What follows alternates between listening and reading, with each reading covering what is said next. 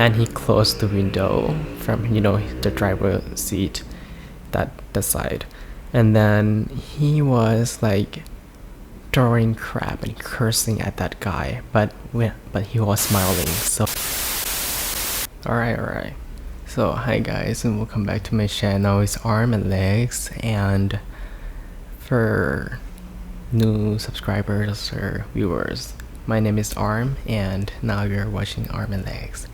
And today I'm not going to make an ASMR video because I'm kind of sick of that. So but anyways, today I'm gonna be talking about my past relationship. I wouldn't say it was a past relationship, it was like a date, I think. Yeah, because we never really became boyfriends. And yeah, as you guys can tell from the title, I once dated a racist guy. Yeah, so today's story is gonna be about him, and I do not wish to reveal his name or his timeline or anything. I would just say it happened last year during the pandemic, so all the setting and environment would be subject to COVID. Yeah. Oh my god, sorry for the background noise, it's so loud. Alright, so let's start off with how we met. So basically, there's a dating app popular in the US, I guess. It is called CMB, or Coffee Meets Bagel, and we actually met on there. We matched, and we started texting on that app, and we moved to Line. For those of you guys who don't know, I am from Thailand and I'm currently in Thailand, of course. And oh crap, sorry. And yeah, it happened in Thailand, so we were texting on an application called Line. It's from Japan, but doesn't matter. And then we texted for like a week, and he went missing for a week. I don't know why, but later he said he actually was sick for a week or something.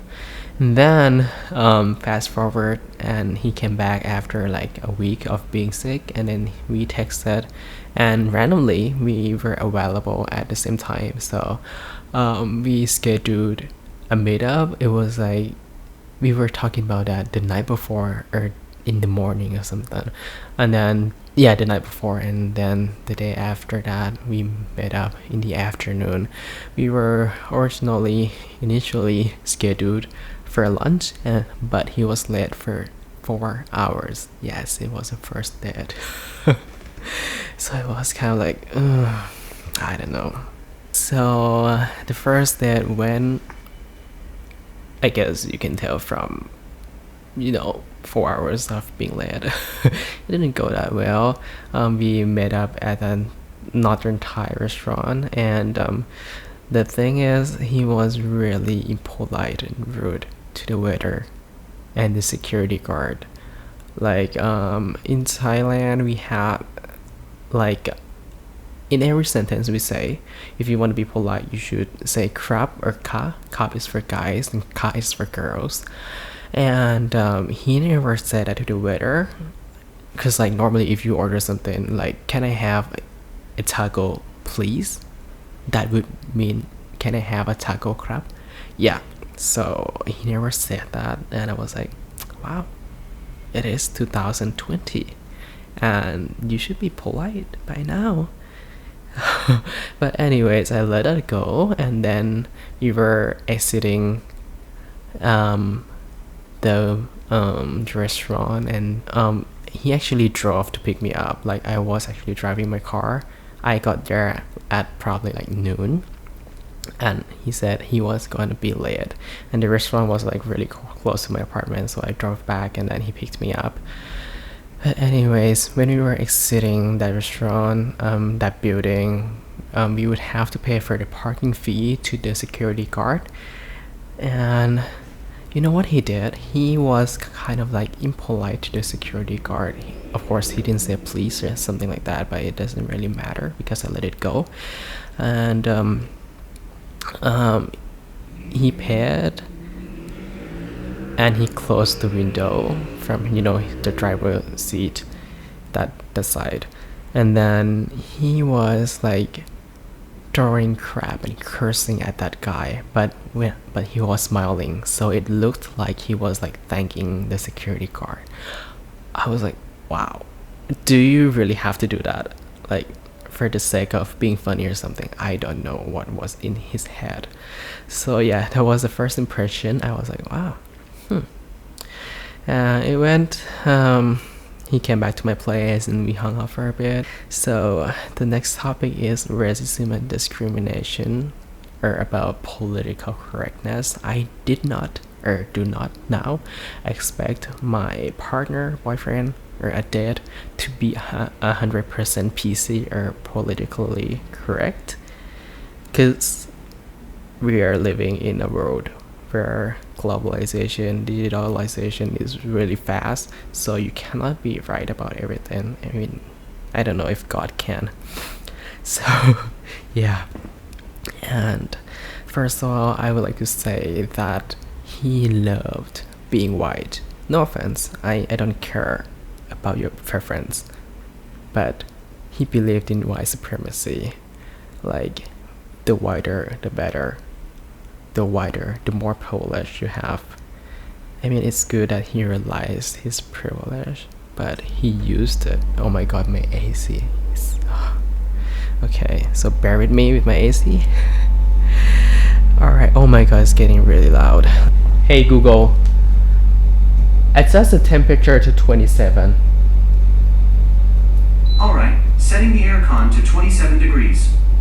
Hoping it will cut off soon, so let's get back to our story. So he believed in being white. I mean, okay, in the West, being white could be Caucasian or something, but in Asia, it's like your skin is white, even though you look Thai or something, I don't know. And then he once mentioned that this was kind of like from his family's history. So his mom is like half Korean, if I'm not wrong, half a full Korean. I think she was like half Korean and Hong Kong. And then he was so proud of that. No offense, I'm proud of my ethnicity and my identity also. But the story is, when his mom and his dad got married, his dad was from Dubai, so they're like both like Caucasian and darker skin Dubai people. That's what I know from him.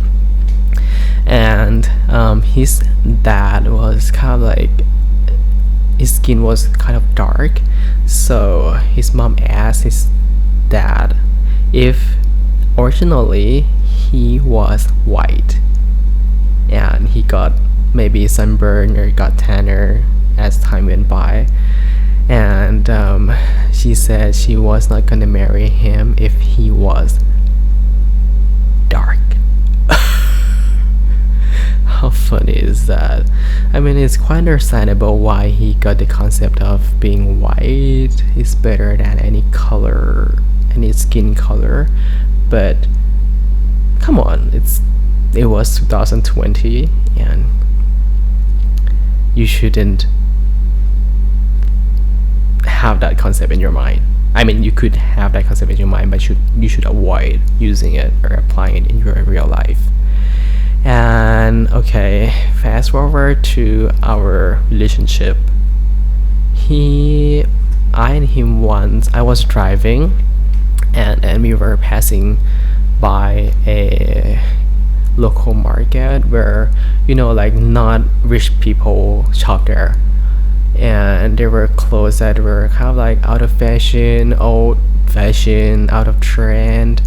And I mean, like, it's fine, like I wear random stuff too at home and I don't have to look good all the time. I don't have to buy like Louis Vuitton or like really trendy clothes every day. Like, even I go out to really fancy malls, I just wear whatever I want. And when he saw those clothes while I was driving through it, he said, I am so glad we don't get to wear these clothes. I'm like, whoa, like, why does it matter what other people wear? Like, why? Like, why would you judge those people by their clothes or something? So that was kind of like unexpected.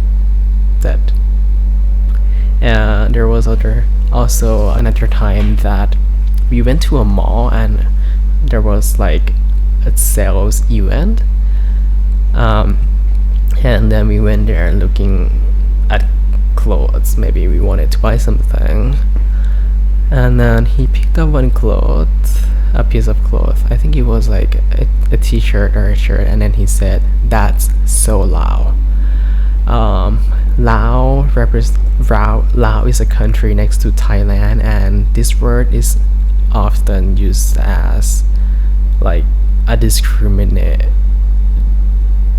word, like when you say N-word. Yeah. And it was kind of like really racist. So as my liberal ass was like so not into this kind of thing, I was like blown away by his way of thinking and thoughts. Yeah. Oh my god, this AC is so loud. Hey Google, turn off. No, I shouldn't turn it off because it's so hot. Whatever. And then, yeah, he was clearly a racist. He said he lived in Taiwan for like a year, and he also had a job at KPMG, which racism shouldn't even exist. And he also studied at UC Berkeley. Yeah, for like a semester or something. It was an exchange semester, I think. And I just couldn't believe he had been to so many places in the world, but he was still a racist. Yeah. Oh my god, I'm so relieved the AC is off. I mean, it cut off. And then, yeah, that he was really weird, really weird. And one other weird thing about him was bargaining. He was bargaining for everything, like everything. There was like a time when we went to the countryside of Thailand, and we went to a local store, like a local clothing store. They sold like vintage clothes and backpacks and socks. No. And he wanted to buy a backpack, like a pretty like cute and cool vintage backpack, and the price was around like $20 to $30 US dollars, and he wanted to bargain it, like to take about like 30 to 40% off. I was like, wow. It was a local store, and he was buying just one backpack. And I mean, it's quite normal to bargain in Thailand, but during the pandemic 2020, like everyone had to help each other. Like, even though you know they're making maybe like 50, 100 or 200% profit, they're earning that for a living. And he was probably like taking their profits away, like all of their profits away. So we were at that store for like an hour or 2 hours. Like, can you imagine how much opportunity we missed, like travel opportunities we missed during that bargain? Like, I was like, damn, I'm gonna buy it for you. Like, don't bargain. I'll just buy for you, and then let's just go. We can explore the things. Like, we can go eat good food and live a happy life, travel. But that situation lasted for like 1 or 2 hours, and then at the end, he got less discount, but then he told the employee to give him free socks because he said, but he perceived but he also perceived himself as an influencer. He used that, an excuse of being an influencer to get the discount, and we got free socks and some discount on the backpack, which it was so embarrassing. I mean, like, I didn't want to tell them it was embarrassing because I wanted to be nice, but yeah, you know how the story goes in a bit. So, and then there was another time we were having, I think it was lunch in CBD of Bangkok, where the restaurant was like a chain restaurant. And you cannot bargain at those places. So the way he bargained was, oh my god. It was like, he was like, let me tell you a trick. I was like, what trick? He was having like kind of like not Chinese, like Japanese pork with rice or something. And then he called the waiter, and he said, this is not good. Can you get me another dish, please? I mean, it could be common in, I don't know, it could be common in America or Europe. I don't even think it's common in America from my experience. Yeah, and then the waiter was like, wow.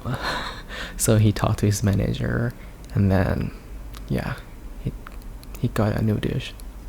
Yeah, and we only had to pay for, the original dish. I mean, it was okay. That the first dish was okay. It wasn't that good, but it was okay. It was edible. It wasn't that tasty. It wasn't that delicious, but it was okay. And then, like, why would he ask for another dish for free? Like, and then his intention wasn't like he wanted to tell the restaurant the dish was bad. He just wanted a free dish. I mean, a free meal. Yeah. So I was like, how cheap are you? I mean, he was earning pretty good money, decent money. He was earning even more than me. But that was like, oh my god. And yeah.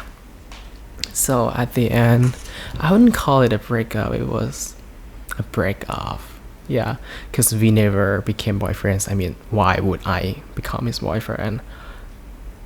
Like, why would I get into a relationship with this kind of person, right? So, okay, fast forward to our break off. There was like one day I couldn't handle all of this anymore, and I gave hints about, like, being cheap, like things that I didn't like: being cheap, discrimination, racism. I gave hints all the way, but I didn't say it directly. I think it was my fault also that I didn't address these things like directly to him. But I didn't really think like I could change him or make him adjust and make him realize that these things were the things that I didn't like. I mean, anyone wouldn't like it. Like, in 2020, I keep saying 2020, but it's true. And yeah, it was kind of like the lack of communication also. But I just couldn't stand it. So I told him, like, I have something to tell you. And then I just addressed all of these things, and I said I wanted to break off. And he said, yeah, the same thing that I just mentioned. Like, why didn't I tell him before this? He could have adjusted, these things. But I just believed, like, I didn't want to spend that much energy to change or to adjust someone. He had been like that his whole life. It was like 20 plus years. So I didn't want to deal with that. It was like emotionally draining. It could get me depressed. So yeah, that happened, and we broke off, and it was a process of breaking up. Like, he would text me and stuff, and I actually regretted it, like, because like he actually did good things to me too. Like he found me a part-time job and stuff, and yeah, it was really like it had, both sides, like positive and negative sides. And oh yeah, one thing I want to mention is like I had to pay for almost everything, like every meal. Yeah, like at first I thought, like I thought I was the person who always offers to pay, but actually it wasn't. It was like the pressure from him. Like when we finished a meal, he would just like sit there and not call the waiter or anything until like I did. He would sit there forever, and there's a confirmation that it was a pressure coming from him. So the next story is gonna be about this, and his shitting controversy. I don't know if I can call it a controversy, but yeah, it's a controversy. So maybe at 1 or 2 months later, like all of my friends know my and his story, like our relationship story. So a friend of mine, he's gay, and the gay community here is really small, like really, really small in Bangkok. And one day, my friend contacted me and he said, "You know what? I got a surprise for you." So he said yesterday he just matched Tinder with a guy from like a northern part of Thailand, and he was like calling him, like they were talking all night long, and then they were talking about like past dates also.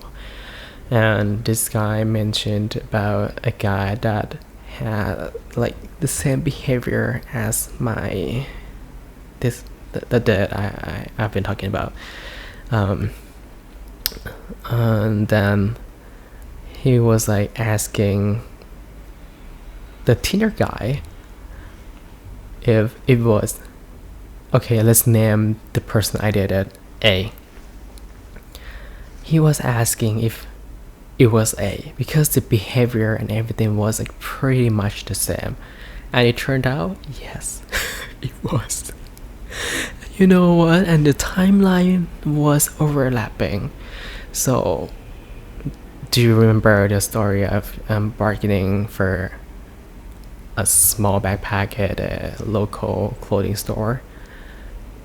Yeah, after we went for that trip, we came back to Bangkok, and then he told me he had to go back there to that province again, for an influencer trip. Like someone hired him to take pictures there and promote that place. And I was like, really? Like that place has done a pretty good job in marketing.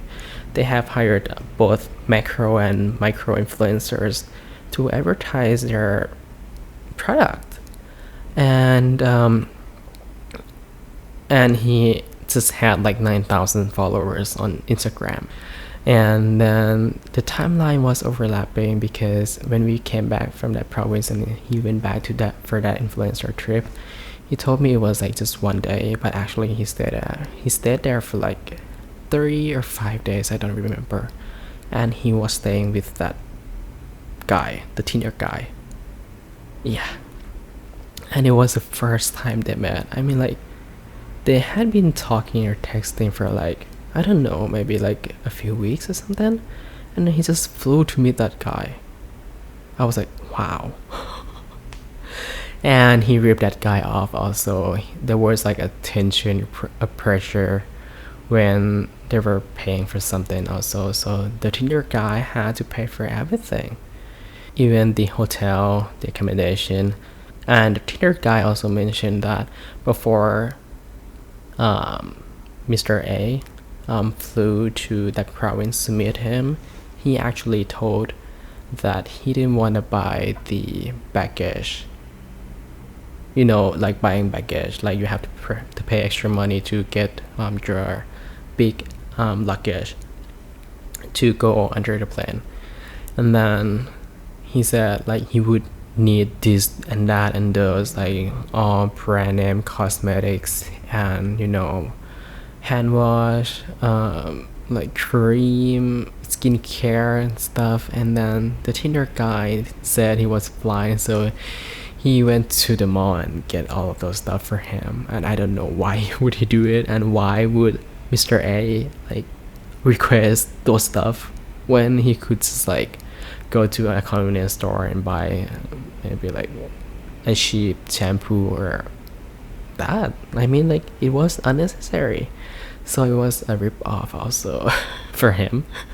So that confirms my story that at first I thought I wasn't right. At first I thought like maybe he was a good guy and I was a bad guy, and there was no tension or pressure when paying for a meal or paying for anything. But that confirms it. So it was it was funny. Yeah. And later I just wanted to confirm with him about that, but teacher is always like that. Even though how much you want to confirm or ask them about these things, they wouldn't admit it. Of course they wouldn't. And like that period of time lasted for like 6 months, and we did it for like 2 months or 3 months, I think. But like the after effects or consequences lasted for like 3 months, so in total it was like 6 months. Yeah. So it was such a toxic relationship. Like, there are some other things that I haven't told you guys, but this video is getting really long. I'm so glad I got over it, and I'm happy. So that's it for today's story. It was mostly about racism and being cheap, discrimination also. So I hope you guys enjoyed this story, and I hope my language didn't bother you guys, because English is not my first language. And yeah, hope you guys enjoyed it. Please comment down below about your experience, like toxic relationship experiences. And comments also help with the algorithm, like YouTube algorithm. It does help a lot. And give me a like, a thumbs up, subscribe to my channel if you wish. I mean, please. Like, my subscriber number hasn't increased. I don't know, since the beginning of this year, I guess. So yeah, please subscribe. I love you guys as always. Bye. ASMR.